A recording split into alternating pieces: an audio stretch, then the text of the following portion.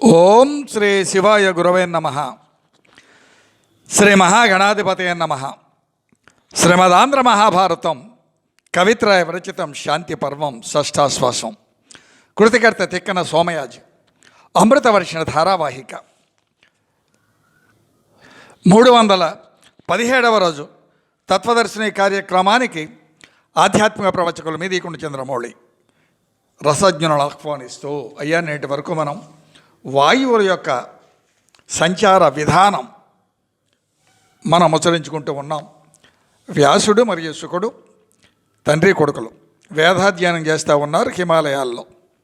వారి యొక్క ఆశ్రమం అక్కడిది. ఆ రోజు అనధ్యయనంగా ప్రకటించారు. ఎందుకంటే భయంకరమైనటువంటి గాలులు విష్ణుమూర్తి యొక్క నిట్టూర్పుల వలన ఏర్పడ్డాయి.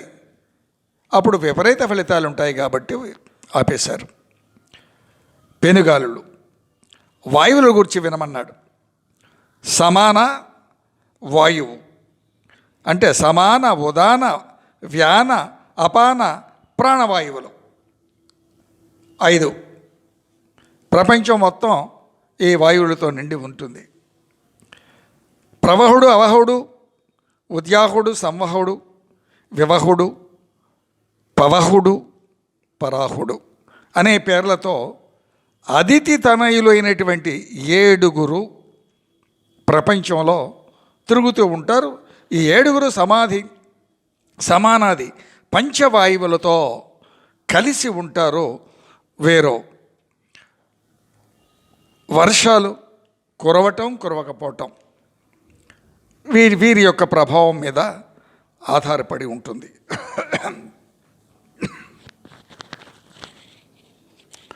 ఈ 7 వాయుదేవతలు విష్ణుమూర్తి నిట్టూర్పుల వలన ఈ సప్త పవనాలను కలిచివేయగా భయంకరమైనటువంటి గాలుల వలన ఆనాటి వేదాధ్యయనం అనధ్యయన దినంగా అంటే ఆపేశారు ఆ పూటకు.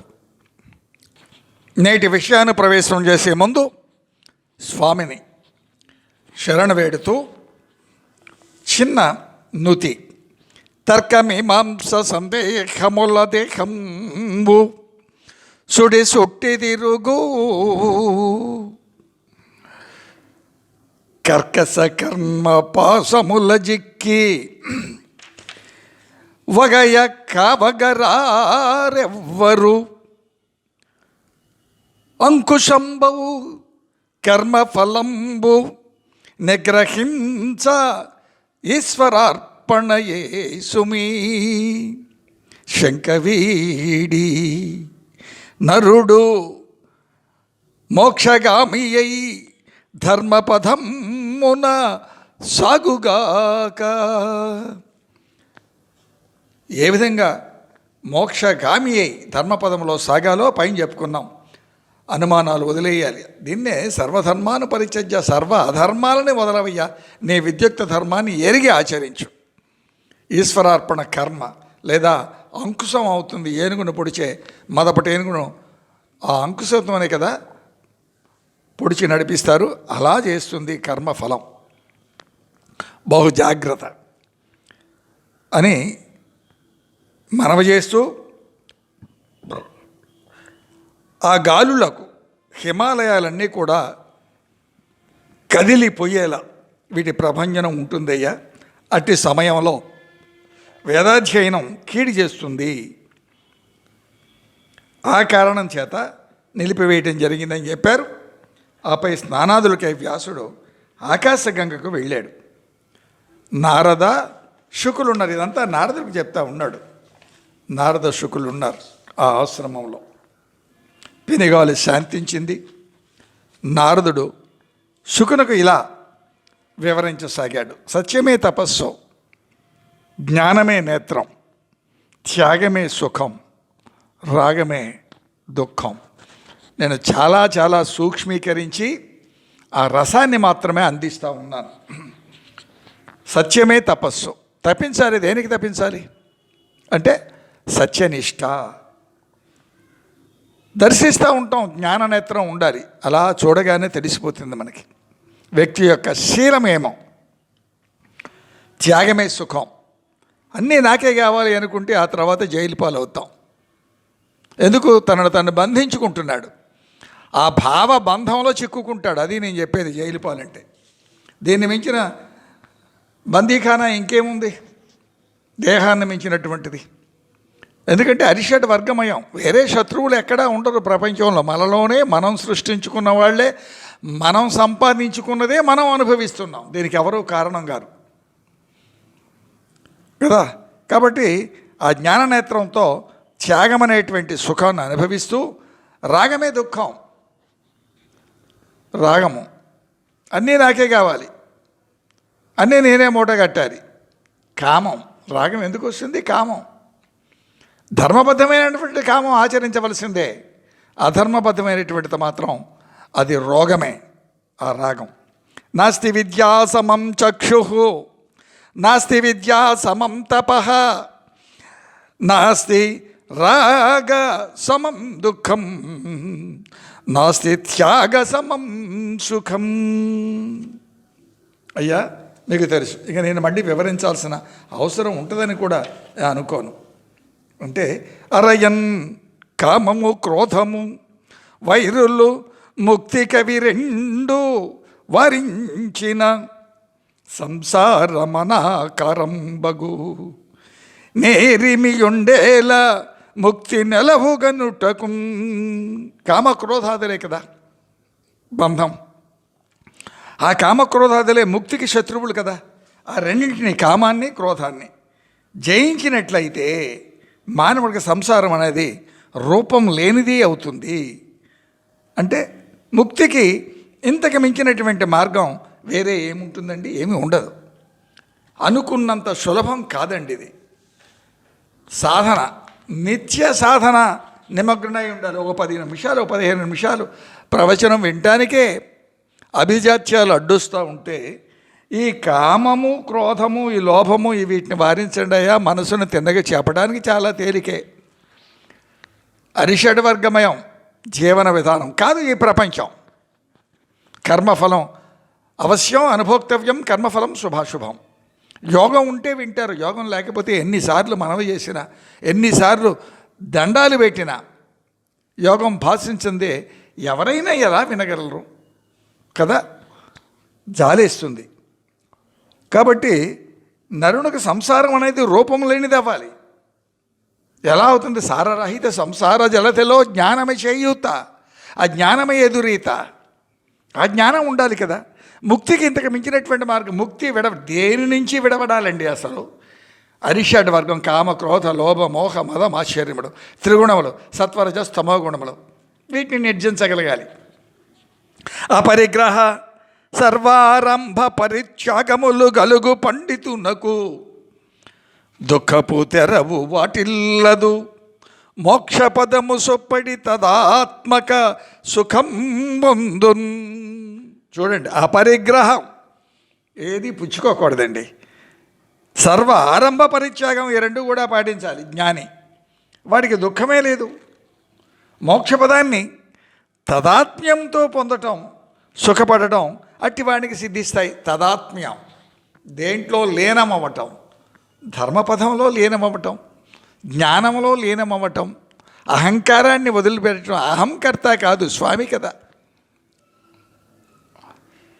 కాబట్టి ఆ రకమైనటువంటి జీవన విధానం అతన్ని, ఆ నరుణ్ణి నారాయణ సన్నిధికి చేరుస్తుంది, ఉద్ధరిస్తుంది. కాబట్టి అపరిగ్రహం, సర్వ ఆరంభ పరిత్యాగం, గొప్ప గొప్ప ఆరంభాలు మనం ఈ రెండింటినీ పాటించే జ్ఞానికి దుఃఖం లేదు. భూతంబుల దర్శింపమి భూతాస్పర్శనము భూతముల ఎడ సంభాష తరళతనుందమి సూరే తిరువు విమోక్ష సుఖ గరిష్టత పడయం. భూతంబుల దర్శింపమి. మహర్షులారా, ప్రాణికోటిని దర్శింపక. భూతం అంటే పిశాచం కాదండి, పంచభౌతికం, పంచభూతాత్మకమే ప్రాణి. మనల్ని మించిన అసలు భూతాలు ఎక్కడుంటాయి ఇంకా? మహర్షులారా, ప్రాణికోటిని దర్శింపక స్పృశించక అంటే తాకక, నిగ్రహంగా దూరంగా తొలగి ఉండటే ముక్తి మార్గం. అన్నిటికీ దూరంగా ఉండాలి. అది ఎవరన్నా కానివ్వండి. పుత్రధారా బంధుమిత్ర శక్తుండగు రొంపిబడిన గజమునట ఎడరునందు భోగజాల పరుడు వగురా జాల సంపతతి మృగఝుషముల భంగిదలరు. పుత్రిక, పుత్రుడు అంటే సంతానం, నా కొడుకు, నా కూతురు, నా భార్య, బంధువులు, మిత్రులు, వీరి పట్ల వ్యామోహి ఎలా ఉంటుంది? ఆఖరికి ఊబిలో దిగబడిన ఏనుగు వలె హింస పాలవుతాడు. ఊబిలో దిగబడుతుంది, అసలే బరువు. ఇవన్నీ కూడా చూడండి, పుత్రిక, భార్య, భర్త, బంధాలు, అనుబంధాలు, కోరికలు, కామక్రోధ లోభమోహ మదమాశ్చర్యాలు, వీడితోడు స్వార్థం, అధర్మం, ఇవన్నీ ఇక అంతే మూట కట్టుకుంటాయి. ఓ పెద్ద బండ నెత్తి మీద ఉన్నట్లుగానే బరువైన దేహం అవుతుంది. తామరాకున నీటి బొట్టులాగా ఉండడు కదా, బురదలో చిక్కిన గొప్ప ఏనుగు. అసలే ఏనుగు భయంకరమైనటువంటి ఆకారం, అది బురదలో చిక్కింది, అడుగు వేస్తూ ఉంటే దిగబడిపోతూనే ఉంటుంది, బయటికి రావటం సాధ్యపడదు. అది రొంపి ఇదంతా కూడా. కాబట్టి భోగలాలసుడు వలలో చిక్కిన మృగం లేదా చేప వలె విలవలలాడుతూ ఉంటాడు. వలలో చిక్కిన మృగం. ఏమిటి ఇక్కడ వల? ఆశ, ఆశాపాసం, ఇదే వల. ఎవరు వేశారు? నీకు నువ్వే, నాకు నేనే, ఎవరికి వారే వేసుకుంటున్నాం ఈ బంధాలన్నీ కూడా తెలిసి. అందులో చిక్కున్నటువంటి లేదా గాలానికి తగిలినటువంటి చేప విలవలలాడుతుందంటే అహింసయే పరమధర్మం. అహింస అంటే అసలు అది తెలవాలి కదా. హింసింపకుండా ఉండటం అంటే ఎవరిని ఏమీ నొప్పింపక మౌనవ్రతం, అదొకటేనా? సత్యనిష్ట ఉండాలి, ధర్మనిష్ట ఉండాలి, ప్రసాద మనస్తత్వంతో జీవించగలిగి ఉండాలి. ఇవన్నీ అహింసలో భాగములే. బుద్ధిబలంతో సత్యాసత్యాలు గ్రహించాలి. బుద్ధిబలంతో నిశ్చయాత్మకమైనటువంటిది బుద్ధి అని చెప్పుకున్నాం. క్షేత్రంలో క్షేత్రజ్ఞుణ్ణి నడిపించేది నిశ్చయాత్మకమైనటువంటి బుద్ధి. ఆ బుద్ధి బలంగా ఉండాలి. అంటే ఏం చేయాలి? ఇప్పుడు దాకా చెప్పుకున్నాం. ఏది? అపరిగ్రహం, అసత్యానికి దూరం, పుచ్చుకోకపోవటం, ఆరంభ సూరత్వం లేకుండా ఉండటం, లాభ నష్టాలకు అతీతంగా అరిషడ్వర్గ విదూరమయ జీవన విధానం, వెరసి ప్రసాద మనస్తత్వం, ఏదైనా స్వామి యొక్క అనుగ్రహమే. ఆ విధంగా జీవించాలయ్యా. దీన్నే అహింసా మార్గం అంటారు. ఇది పరమధర్మం. బుద్ధిబలంతో సత్యాసత్యాలు గ్రహించాలి. బుద్ధిబలంతో సత్యాసత్యాలు అని ఆ గ్రహించి ఏం చేయాలి? దాన్ని ఆచరించాలి. నారద మహర్షి శుకునకు ఉపదేశించాడు. చిన్న విశ్లేషణ స్వామి. నేటి సమాజంలో ధర్మబోధ, ఈ ధర్మ చింతనలు బహుభారంగా జనులు భావిస్తూ లేదా నిర్లక్ష్యం వహిస్తూ పూర్ణంగా స్వార్థ చింతనలో మునిగి అటు పాలనా రంగం, ఇటు పాలిత వ్యవస్థ అందరినీ ముంచుతుంది. తాను మాత్రం తేలుతూ ఉన్నానని భావిస్తూ ఉంటుంది. కానీ అది తేలటం కాదండి. మునగటం తేలటం కొట్టుకుపోవటం, ఆ ప్రవాహంలో జీవన స్రవంతిలో గమ్యం తెలియదు. ఈ ప్రవాహం, ఈ జీవన స్రవంతి ఎటు లాక్కెళుతుందో కాలోతి దురతిక్రమ అన్న విధంగా తీసుకెళ్ళిపోతూనే ఉంటుంది. గమ్యం లేని ప్రయాణం, మళ్ళీ ఏ జన్మ వస్తుందో తెలియదు. అశాంతి కారకం, బాధ్యత రాహిత్యం. మనం చదవము, మనం వినము. ఇతర మతస్థుల మీద పడి ఆడవద్దండి. వాళ్ళు 5 సార్లు హాయిగా వాళ్ళ ప్రార్థనలు చేసుకుంటూ ఉన్నారు. వారు నమ్మిన సిద్ధాంతం తప్పేమి, మంచిదే, శుభం. నిన్నెవడు చేయొద్దు అన్నాడు. కనీసం వినమంటే వినరు. ఏదన్నా అయ్యా వినండి అని పెడితే అది చూస్తే మన గొప్పతనం భుజకీర్తులు రాలిపోతాయి. చూడం, కొంత కష్టంగానే ఉంటుంది. బాధ్యతారాహిత్యం అంటారు దీన్ని. ఇది అశాంతికారకం. ఎంత కొల్లగొడితే అంత గొప్ప అనే హీన భావముల అంతరంగాలు. ఆపై ఏమవుతున్నారు మళ్ళీ వేరే చెప్పుకోవాల్సిన అవసరం లేదు. ఆలోచించాలి సీతారాం.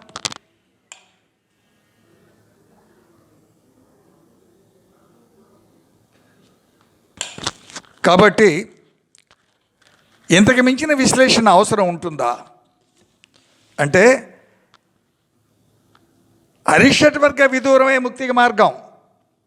అపరిగ్రహం, సర్వ ఆరంభ పరిత్యాగం అదే శుభం. అహింస, ఇంద్రియ నిగ్రహం, వైరాగ్యం, చపలత్వం లేకుండా ఉండగలగటం, అంతరాత్మ తత్వం అప్పుడు బోధకు వస్తుంది మనకి, అప్పుడు అవగతం అవుతుంది. సనత్ కుమారులు మహర్షులకు చెప్పినటువంటి ఉపదేశం ఇదేనయ్యా, వ్యామోహమే బంధాలకు హేతువని నారదుడు చెప్తా ఉన్నాడు. మిగతా విషయం రేపు ముచ్చరించుకుందాం. స్వస్తి ప్రజాభ్య పరిపాలయంతాం న్యాయేన మార్గేణ మహిన్మహీష గోబ్రాహ్మణేభ్య సోమస్తు నిత్యం లోకా సమస్త సుఖినో భవంతు. ఏత సర్వం శ్రీ సీతారామచంద్ర చరణారవిందార్పణమస్తు. ఓం శాంతి శాంతి శాంతి. అయ్యా శివాజ్ఞగా సమర్పించబడుతున్న ఈ కార్యక్రమాన్ని ఆదరించ ప్రార్థన. మాటలు విన మనవి. గడప లోపడకూడం గడప దాటితే హిందువులం. హిందువుగా జీవించో, హిందువులను గర్వించో. అవకాశాన్ని జార విడచకండి మహానుభావులారా. చాలా లోతైన విషయాలన్నీ మీకు నా ఓపిన కొలది అందిస్తూ ఉన్నాను. దయతో శ్రీ రామా ఛానల్ను సబ్స్క్రైబ్ చేసి ఆదరించ ప్రార్థన. సీతారాం.